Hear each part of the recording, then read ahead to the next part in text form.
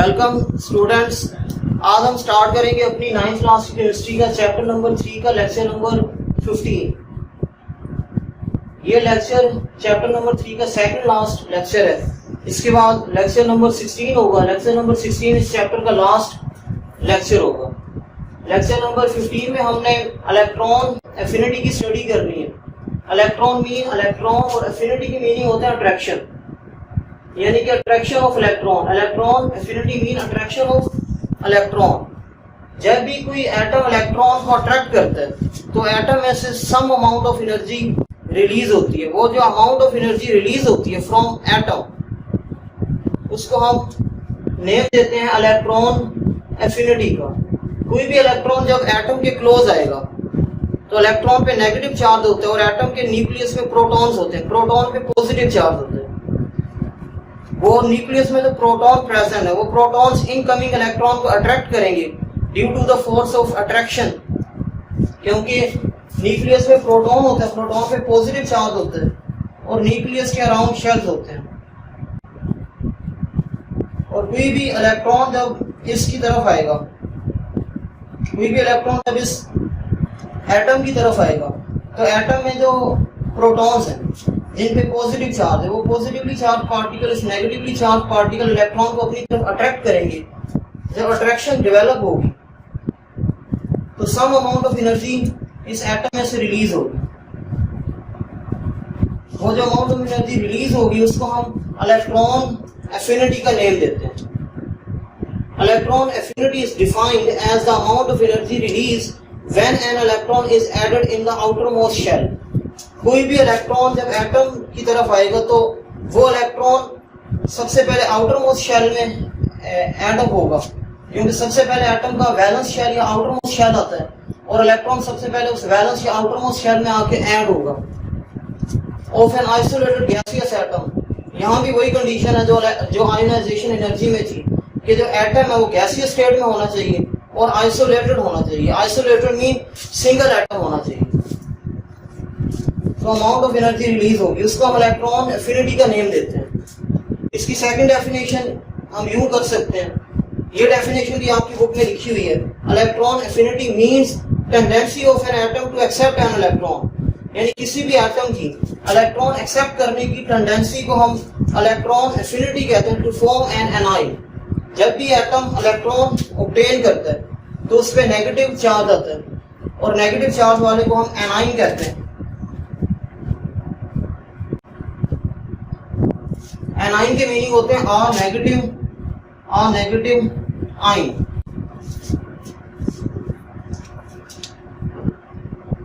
इसके बाद है एग्जाम्पल आपकी बुक में फ्लोरीन की लिखी हुई है। फ्लोरीन एक एटम है। फ्लोरीन का एटॉमिक नंबर 9 है, यानी कि इसके पास टोटल नंबर ऑफ प्रोटॉन भी 9 है और नंबर ऑफ इलेक्ट्रॉन्स भी 9 है।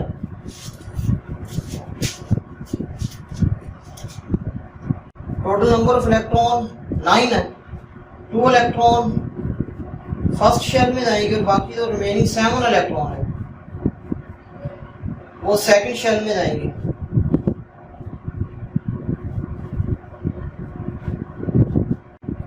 इसके वैलेंस शेल में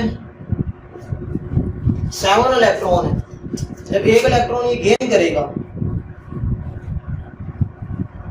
तो इसके वैलेंस शेल में 8 इलेक्ट्रॉन हो जाएंगे और वो एक इलेक्ट्रॉन जब फ्लोरीन एटम जब एक इलेक्ट्रॉन गेन करता है तो फ्लोरीन का एक सिंगल एटम अपने अंदर से अमाउंट ऑफ एनर्जी को रिलीज करता है और वो जो अमाउंट ऑफ एनर्जी रिलीज होती है उसको हम इलेक्ट्रॉन एफिनिटी कहते हैं। और वो कितनी होती है?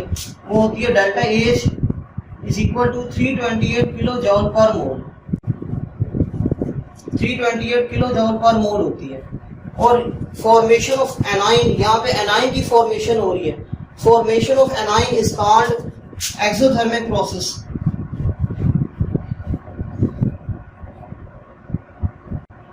एक्सोथर्मिक प्रोसेस यानी एनाइन का बनना एक एक्सोथर्मिक प्रोसेस है। इससे प्रीवियस लेक्चर में हमने आयोनाइजेशन एनर्जी की स्टडी की थी। वहां पे कैटाइन की फॉर्मेशन हो रही थी। कैटाइन का बनना एंडोथर्मिक प्रोसेस है, क्योंकि वहां पे हीट क्या हो रही थी? एब्जॉर्ब हो रही थी सिस्टम के अंदर। लेकिन यहाँ पे सिस्टम में से हीट रिलीज हो रही है।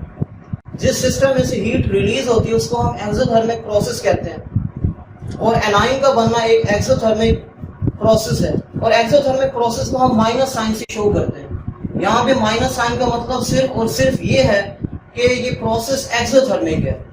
पॉजिटिव साइन के मीनिंग होते हैं कि प्रोसेस एंडोथर्मिक है, और यहाँ पे माइनस साइन है। माइनस साइन के मीनिंग यहाँ पे सिर्फ ये है कि प्रोसेस जो है वो एक्सोथर्मिक है।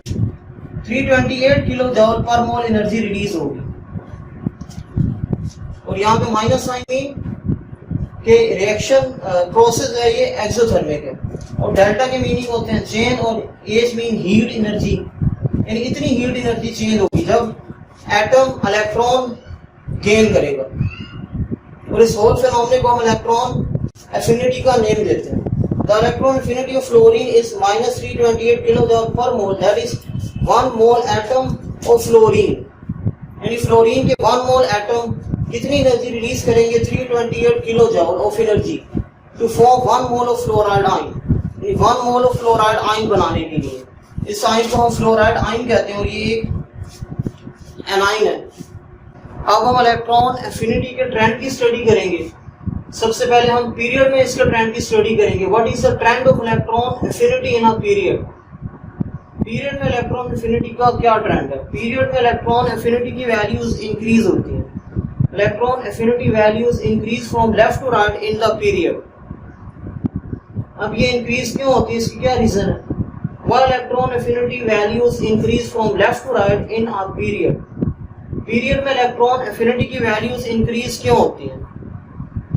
क्योंकि पीरियड में एटम का साइज डिक्रीज होता है। हम जानते हैं कि पीरियड में एटम का साइज, एटॉमिक साइज डिक्रीज होता है। The reason for this increase is as the size of atoms decreases in a period. अब साइज डिक्रीज होने से क्या होगा? साइज डिक्रीज होने से जो न्यूक्लियस है और वैलेंस इलेक्ट्रॉन वो एक दूसरे के कम क्लोज आएंगे, यानी वैलेंस इलेक्ट्रॉन वैलेंस शेल या आउटर मोस्ट शेल न्यूक्लियस के कम क्लोज आएगा। और वैलेंस शेल जितना न्यूक्लियस के कम क्लोज आएगा, वैलेंस शेल में जो इलेक्ट्रॉन है और न्यूक्लियस में जो प्रोटॉन्स है, उनके between force of attraction increase होगी। The attraction of the nucleus for the incoming electron increases, attraction increase हो जाएगी। अब सपोज ये हमारे पास सेकंड पीरियड है। सेकंड पीरियड में अगर हम लेफ्ट टू राइट जाएं तो एटॉमिक साइज डिक्रीज होगा। अब जब इस एटम की तरफ इलेक्ट्रॉन आएगा तो इस एटम का न्यूक्लियस इलेक्ट्रॉन को अपनी तरफ अट्रैक्ट करेगा। सिमिलरली यहाँ पे इलेक्ट्रॉन जब इस एटम के कम क्लोज जाएगा तो इस एटम का न्यूक्लियस भी इनकमिंग इलेक्ट्रॉन को अट्रैक्ट करेगा। लेकिन इस एटम का जो आउटर मोस्ट या वैलेंस शेल है वो न्यूक्लियस के क्लोजर है, और इलेक्ट्रॉन सबसे पहले वैलेंस शेल या आउटर मोस्ट शेल में ऐड होता है। और इसका वैलेंस शेल या आउटर मोस्ट शेल न्यूक्लियस के क्लोजर है,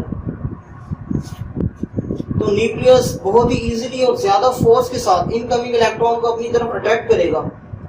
यानी कि left to right force of attraction increase होगी। फोर्स ऑफ अट्रैक्शन इंक्रीज होगी between incoming electron and nucleus. Nucleus में बेसिकली प्रोटॉन्स होते हैं। प्रोटॉन्स इनकमिंग इलेक्ट्रॉन को अपनी तरफ अट्रैक्ट करते हैं, और जितनी ज्यादा फोर्स ऑफ अट्रैक्शन इंक्रीज होगी उतनी ज्यादा अमाउंट ऑफ एनर्जी रिलीज होगी, और जितनी ज्यादा अमाउंट ऑफ एनर्जी रिलीज होगी उतनी ज्यादा इलेक्ट्रॉन एफिनिटी होगी। क्योंकि इलेक्ट्रॉन एफिनिटी क्या होती है? Amount of energy release when an electron is added in the outermost shell of an isolated gaseous atom. यहाँ पे सेकंड पीरियड की एग्जांपल लिखी हुई है आपकी बुक पे। सेकंड पीरियड में ये एलिमेंट्स होते हैं lithium, beryllium, boron, carbon, nitrogen, oxygen, fluorine और नियॉन। और इनके एटॉमिक नंबर, इसका 3, इसका 4, इसका एटॉमिक नंबर 5 है, इसका 6 है। नाइट्रोजन 7, ऑक्सीजन का 8 है, फ्लोरीन का 9 है, और नियॉन का एटॉमिक नंबर 10 है। और यहाँ पे इनकी इलेक्ट्रॉन एफिनिटी वैल्यूज भी लिखी हुई हैं, किलो जूल पर मोल। इसका यूनिट भी किलो जूल पर मोल होता है। ये भी एक एनर्जी है, आयनाइजेशन एनर्जी, वो भी एक एनर्जी थी, उसका यूनिट भी यही था, और इसका यूनिट भी किलो जूल होता है, किलो जूल पर मोल। लिथियम की इलेक्ट्रॉन एफिनिटी 60 है, यानी लिथियम में जब एक इलेक्ट्रॉन ऐड होगा तो 60 kilo joule per mole of energy release होगी, और यहाँ पे माइनस साइन है। माइनस साइन का मतलब है कि एनर्जी रिलीज हो रही है, यानी कि रिएक्शन एक्सोथर्मिक है। अब लिथियम से हम राइट साइड पे जाएंगे तो इलेक्ट्रॉन एफिनिटी इंक्रीज होगी, जनरली इंक्रीज होती है। बेरिलियम की बात करें तो बेरिलियम की 0 से ग्रेटर देन होती है। अब बेरिलियम की अगर हम देखें इलेक्ट्रॉनिक कॉन्फ़िगरेशन, इसकी इलेक्ट्रॉनिक कॉन्फ़िगरेशन 1s2 2s2 होती है। इसका जो s सब शेल है ये कंप्लीटली फिल्ड है, s sub shell completely filled है, तो इतनी इजीली इलेक्ट्रॉन बेरिलियम गेन नहीं करेगा क्योंकि इसका s सब शेल ये s ऑर्बिटल कंप्लीटली फिल्ड है, तो इसकी 0 से ग्रेटर देन होगी। उसके बाद बोरॉन, बोरॉन की 29 है, यानी बोरॉन की डिक्रीज हो गई है।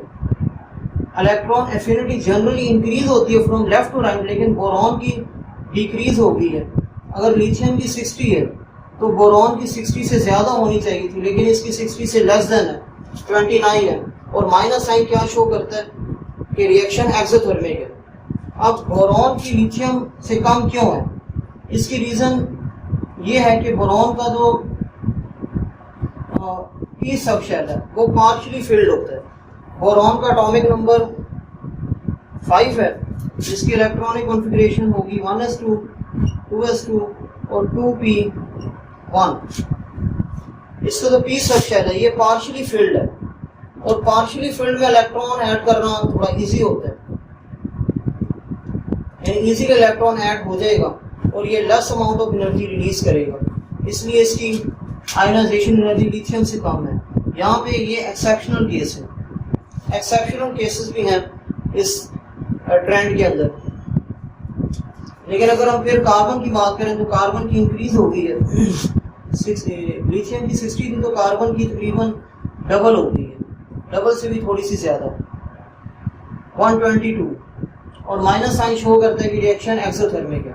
उसके बाद नाइट्रोजन, नाइट्रोजन की 0 है क्योंकि नाइट्रोजन का जो पी सब शेल होता है वो हाफ फिल्ड है।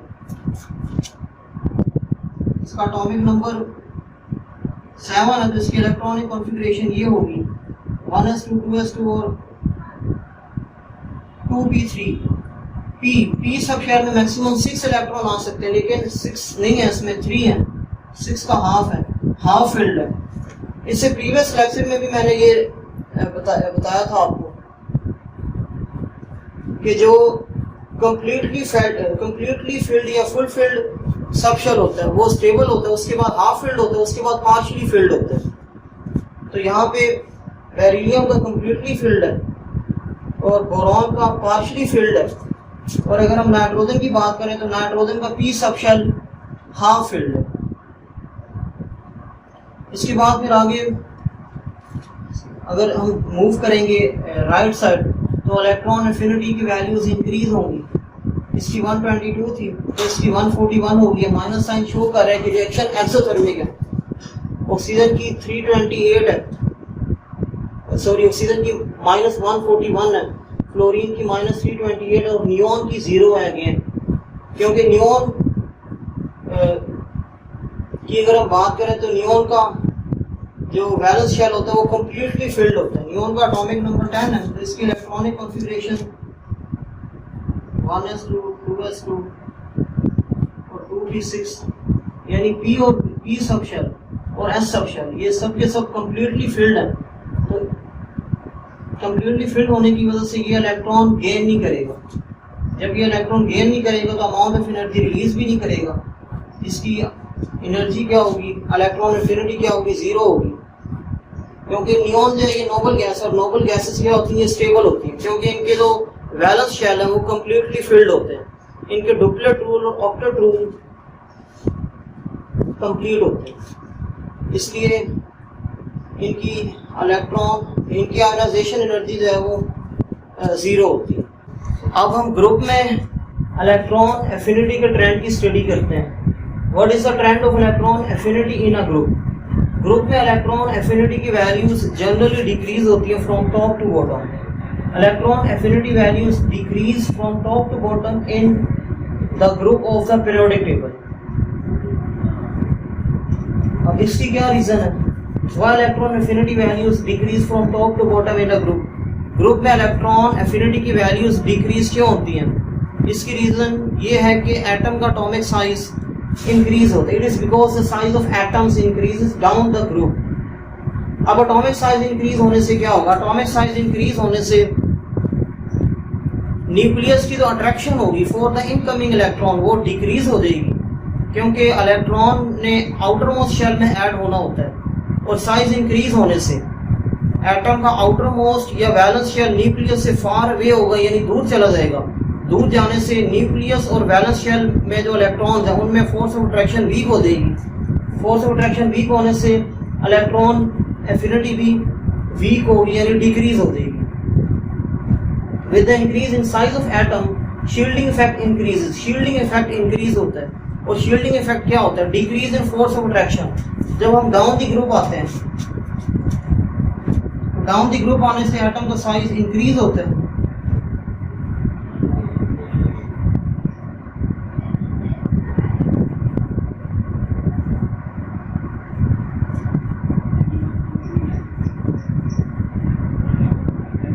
एटम का साइज इंक्रीज होने से जो वैलेंस इलेक्ट्रॉन है, वैलेंस इलेक्ट्रॉन न्यूक्लियस से फार अवे चले जाएंगे, यानी न्यूक्लियस से दूर चले जाएंगे.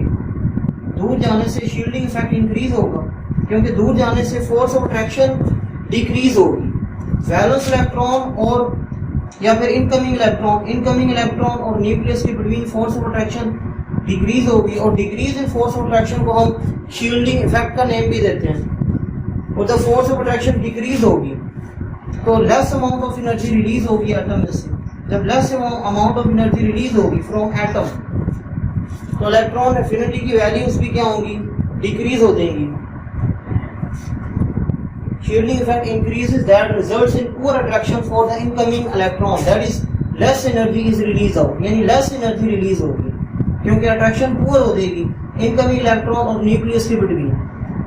So that's why less amount of energy is released out, and therefore electron affinity decrease from top to bottom in a group. यहाँ पे ग्रुप 17 एलिमेंट्स उसने लिखे हुए हैं और उनके इलेक्ट्रॉन एफिनिटी की वैल्यूज लिखी हुई है. ग्रुप 17 में ये एलिमेंट्स होते हैं. ग्रुप 17 को हम 7A भी कहते हैं. 7A ये एलिमेंट होते हैं ग्रुप 7A में या ग्रुप 17 में. Fluorine, chlorine, bromine, iodine. और इसके बाद एस्टाडीन होता है. एस्टाडीन रेडियो एक्टिव होता है, इसलिए उसको यहाँ पे उसने नहीं लिखा हुआ. और इनकी इलेक्ट्रॉन एफिनिटी की वैल्यूज भी लिखी हुई. इलेक्ट्रॉन एफिनिटी जनरली डिक्रीज हो रही है from top to bottom in a group. Fluorine की 328 है और क्लोरीन की 349 है, यानी क्लोरीन ये एक एक्सेप्शनल केस है. अब डिक्रीज होनी चाहिए थी लेकिन क्लोरीन की इंक्रीज हो गई है फ्लोरीन से. इसकी रीजन ये है कि फ्लोरीन का साइज लार्ज है एज कंपेयर टू फ्लोरीन. और इसकी जो इलेक्ट्रोनेगेटिविटी होती है ये भी काफ़ी ज़्यादा होती है फ्लोरीन की. सबसे ज़्यादा इसकी होती है फ्लोरीन की. फ्लोरीन की इलेक्ट्रोनेगेटिविटी 4 है और इसकी इलेक्ट्रोनेगेटिविटी 3.2 है. यानी क्लोरीन का साइज लार्ज है एज कम्पेयर टू फ्लोरीन और इलेक्ट्रोनेगेटिविटी जो है वो इसकी काफ़ी ज़्यादा है, यानी सेकंड नंबर पे आता है फ्लोरीन. और अगर हम ब्रोमीन और आयोडीन की बात करें तो इन दोनों का एटॉमिक साइज भी लार्ज है और इनकी इलेक्ट्रोनेगेटिविटी वैल्यूज भी स्मॉल होती हैं. इसलिए यहाँ पे एक एक्सेप्शनल केस है. लेकिन उसके बाद अगर हम देखें तो डिक्रीज हो रही है. फ्लोरीन की 328 थी तो ब्रोमीन की 325 होगी और आयोडीन की 295 है. और सबके साथ माइनस लगा हुआ. माइनस का क्या मतलब है? माइनस का मतलब है कि रिएक्शन एक्सोथर्मिक है, यानी अमाउंट ऑफ एनर्जी रिलीज होगी. जब इन एटम्स के अंदर हम इलेक्ट्रॉन्स को ऐड करेंगे तो इलेक्ट्रॉन ऐड करने से इतनी अमाउंट ऑफ एनर्जी रिलीज होगी. क्लोरीन में एटम ऐड करेंगे तो इतनी अमाउंट 349 किलो जूल पर मोल एनर्जी रिलीज होगी. ब्रोमीन में इलेक्ट्रॉन ऐड करेंगे तो 328 kilo joule of energy release होगी. आयोडीन में इलेक्ट्रॉन ऐड करेंगे तो 295 kilo joule of energy release होगी. और ये माइनस साइन में होगी क्योंकि अमाउंट ऑफ एनर्जी रिलीज हो रही है. एक्सोथर्मिक रिएक्शन है और एक्सोथर्मिक रिएक्शन को हम माइनस साइन से शो करते हैं।